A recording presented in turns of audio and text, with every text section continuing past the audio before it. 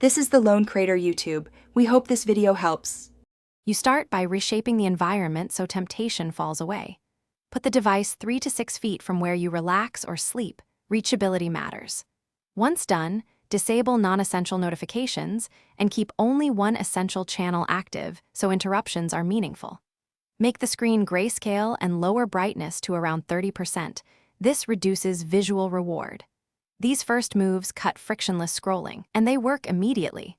So act now and notice how small physical changes You now create rules that reinforce the environment. Open screen time or app limits and set 30 to 60-minute daily caps for social apps. Stricter limits at first help form habit. Remove or archive apps that trigger long sessions and replace them with tools that serve a goal. Once comfortable, enable focus mode and schedule 2 to 4 hour distraction blocks each day. Use them for work, rest, or family time. These layered controls reduce decision fatigue and increase uptime for real priorities. You finish by making the changes stick and preparing for setbacks. Track your screen time weekly and reward declines. Aim for 50% less on tough days.